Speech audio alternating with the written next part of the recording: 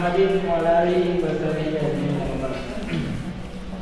Pertama-tama, marilah kita memanjatkan puji dan syukur atas kehadirat Allah Subhanahu wa taala yang mana pada kesempatan hari ini kita masih diberikan kesehatan, kekuatan sehingga kita masih dapat berkumpul di ruangan ini. Dan tak lupa pula kita mengirimkan salam serta salawat kepada junjungan Nabi besar kita, yaitu baginda Rasulullah SAW, dengan mengucapkan Allahumma sholli ala sayyidina Muhammad wa ala ali sayyidina Muhammad.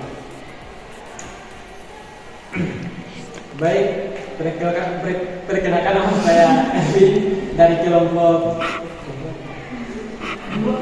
2. Di sini kami akan mempresentasikan hasil materi kami yang telah kami rangkum dengan judul mengetahui komunikasi antar komponen dalam sistem terdistribusi. Baik, mungkin langsung saja kami presentasikannya. Saya persilakan kepada Inul untuk memulai presentasi. Assalamualaikum warahmatullahi wabarakatuh. Waalaikumsalam warahmatullahi wabarakatuh. Perkenalkan, saya Inul. Saya di sini sebagai pemateri pertama. Mungkin langsung saja kita mulai. Yang pertama itu ada protokol. Protokol itu sebuah aturan atau standar yang mengatur atau mengizinkan terjadinya hubungan, komunikasi, dan perpindahan data antara dua atau lebih unit komputer. Selanjutnya itu ada fungsi protokol. Fungsi protokol jaringan komputer secara umum yaitu untuk menghubungkan pengirim dan penerima dalam berkomunikasi dan bertukar informasi supaya dapat berjalan dengan akurat dan asyik. Di sini ada beberapa fungsi protokol. Yang pertama itu ada connector control, yaitu membangun hubungan komunikasi dari transmitter ke receiver untuk mengirim data dan mengakhiri hubungan. Yang kedua ada error control, mengawasi terjadinya kesalahan saat proses pengiriman data.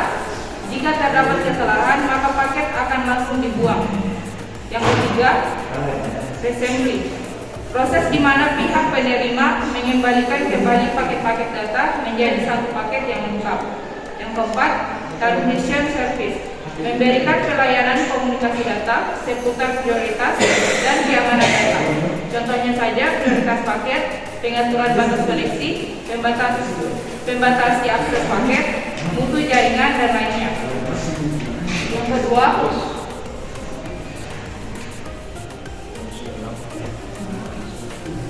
itu ada RPC atau Remote Processor Call.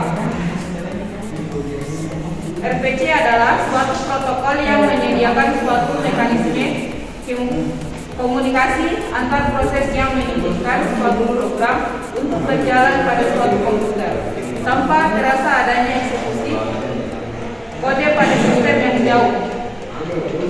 Ini berbeda dengan REST.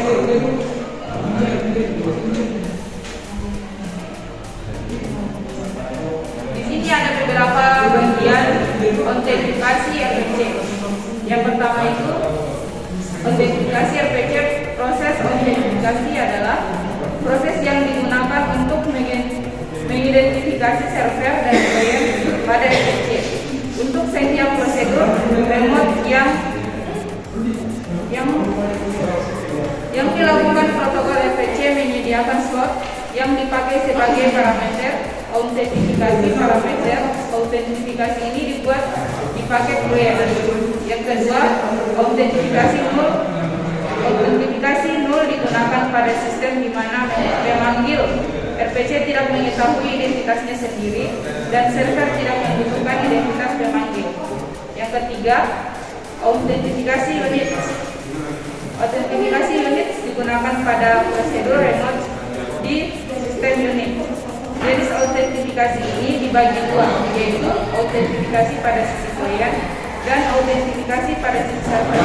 Pada sisi klien, autentifikasi ini akan membuat autentifikasi handle dengan AX permission agar dapat berasosiasi dengan parameter credentials pada sistem Unix. Selanjutnya,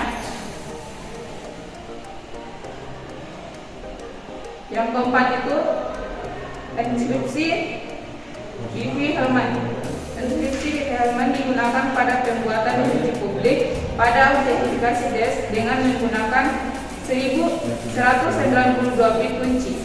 Enkripsi ini memiliki dua buah variabel konstan, yaitu base dan modulus, yang digunakan pada protokol autentifikasi DES. Mungkin itu saja materi dari saya lanjutkan ke pemateri kedua.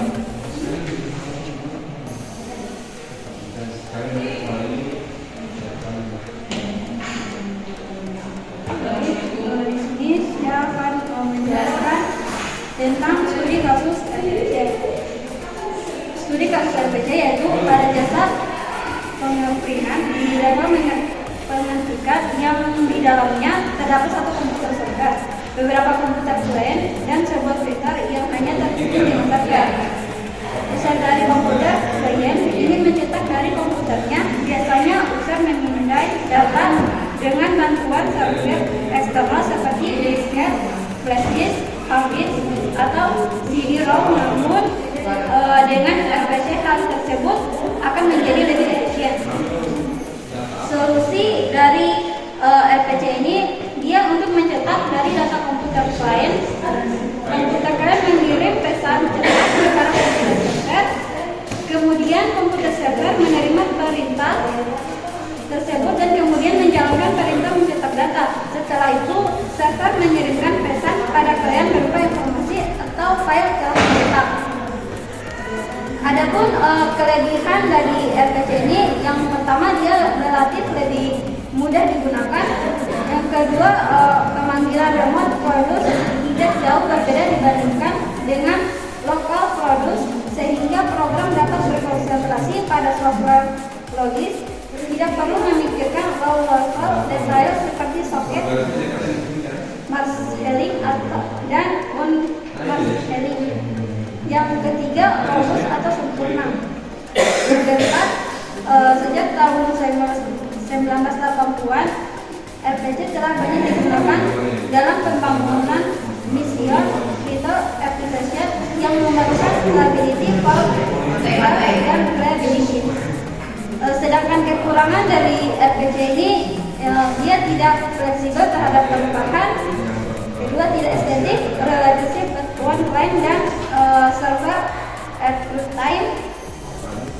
Ketiga, berdasarkan prosedur atau standar programming yang sudah ketinggalan zaman atau dibandingkan dengan OOP. Empat, keurangnya lokasi transparansi. Empat, misalnya pemrograman hanya boleh melakukan best by itu, bukan best by referensi. Kelima, komunikasi hanya antara satu klien dan satu server. Dari komunikasi antara satu klien dan beberapa server membutuhkan beberapa koneksi yang terpisah. Itu pengertian objek interface. Secara sederhana, objek interface adalah sebuah kontrak atau perjanjian yang implementasi atau metode bagi kelas yang menggunakan objek interface kelas tersebut harus mengimplementasikan ulang seluruh metode yang dapat diinterface dalam pemrograman objek. Penyebutan objek interface sering disingkat dan diinterface saja. Kita kembalikan ke moderator. Demikian tadi presentasi dari kami. Terakhiri presentasi hari ini dengan ucapan Assalamualaikum warahmatullahi wabarakatuh. Waalaikumsalam.